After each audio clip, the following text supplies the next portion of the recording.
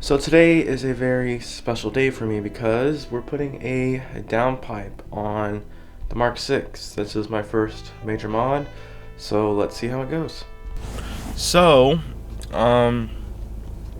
this is an eBay downpipe. I could have gone like CTS or something, but there's a lot of good reviews on these eBay downpipes for these things.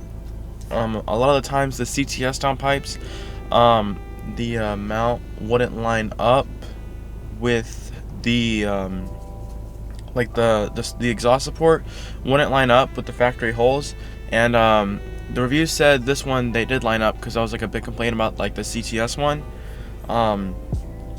So hopefully these holes line up, and hopefully this install goes really smooth. If there's any problems, obviously I'll like show them. Update, I got 3 of the downpipe bolts out. There's one more way under there. It's really annoying. That's the last one I have out. Then I gotta take the O2 sensors out, and then I can go in.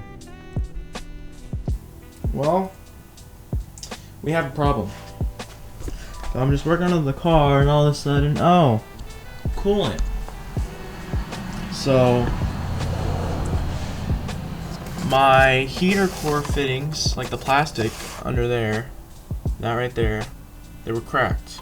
I'm loosening the last bolt, and they just decide to say goodbye, and now I have to take my car to a shop. So no more downpipe. 4 to 6 days later. Alright, so I got my car back, and I have some news. So the downpipe that I bought is for a different motor that I have. I have the CFBA motor, which means I have 3 O2 sensors. This downpipe only has 2 O2 sensors. So this means I have to get another O2 bung welded on this sensor.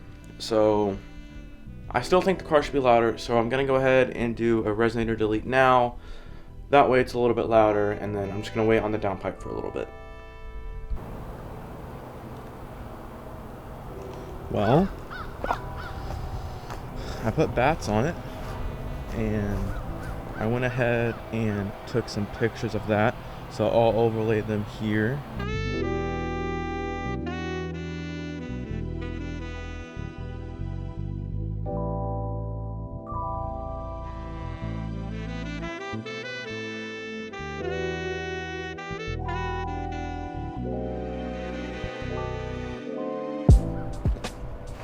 And I guess I should give you a little cold start for now.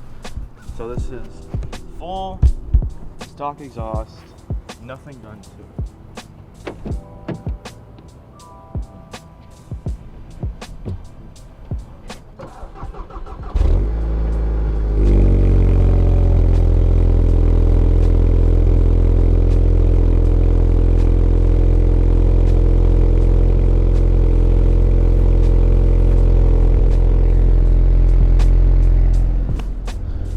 Really not that good.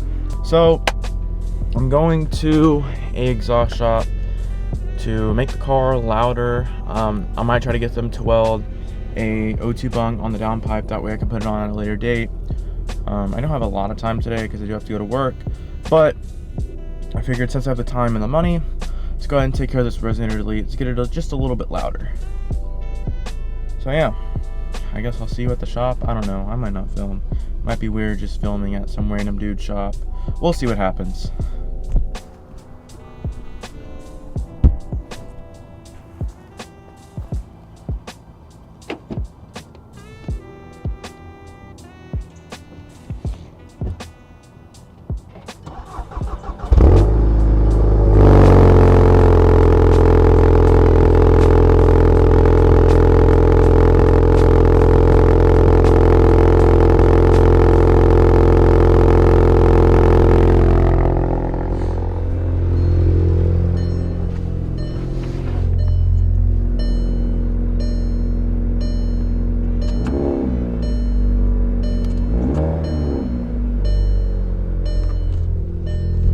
much better.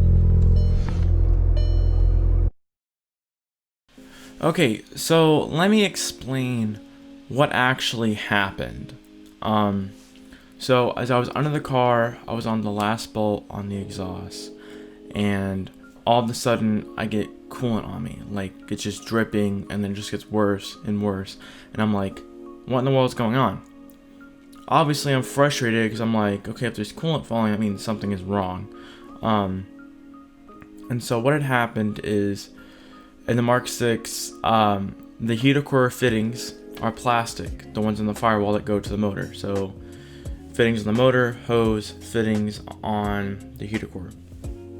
So the fittings on the firewall had broken, and I get coolant all over me. I'm like, what is going on? I didn't touch them. I was nowhere near them.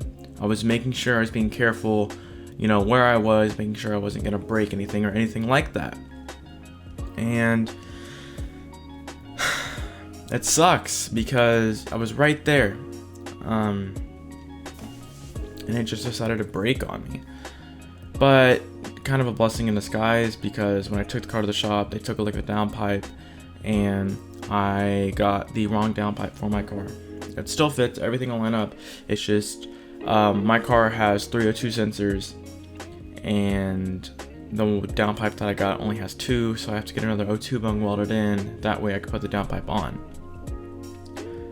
But I didn't have the time nor the money to get all that done right now, so I went ahead and got a resonator delete, and I love it. Obviously I wish the car was a little bit louder now, but it's not that big of a deal to me because I get all the pops. I get, a little bit more drone in the interior, which obviously when I do the downpipe, it's going to be a lot worse. I'm going to have to get the resonator probably put back on.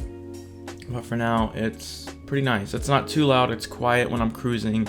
When I get on it a little bit, it gets a little bit louder. Up top, it kind of gets quiet again. I don't really know why. I guess it's because the resonator doesn't really need to tune out that frequency. I learned a very valuable lesson in that stuff happens when you work on cars. You can never, expect everything to go perfectly. I had nothing to do with what went wrong with the car. The plastic was weak, and it just decided to give out on me right as I was under the car. I'm glad it didn't happen, on the freeway, where I'm doing 70, 80 miles an hour. I'm glad it happened when I was under the car and that I could kind of control the situation. If it happened on the freeway, I would have to get the car towed possibly even longer, and towing isn't cheap where I'm at. I guess towing isn't cheap really anywhere. But I would also have to have the coolant spill cleaned up, and I would have been stranded. Whether I was going to work, I might have had somewhere to be. Luckily, I had the day off. I was under the car, didn't have anywhere to be. I had people around me that, knew what to do in this situation. And I'm very lucky that it happened when it happened. It could have been a lot worse. I'm going to put some more clips of, the pops, the bangs, the sound of the car. The cold start is so much better. You can actually hear it now, whereas before it didn't really sound that good.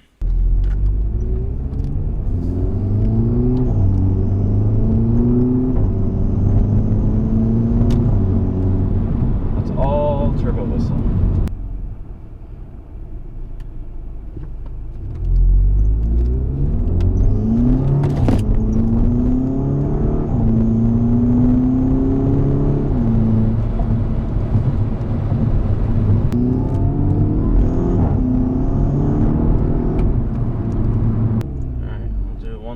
Pull.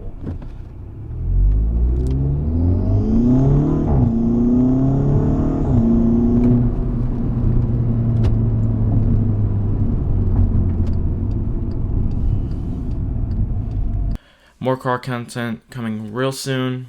I'll see you guys in the next one. Peace.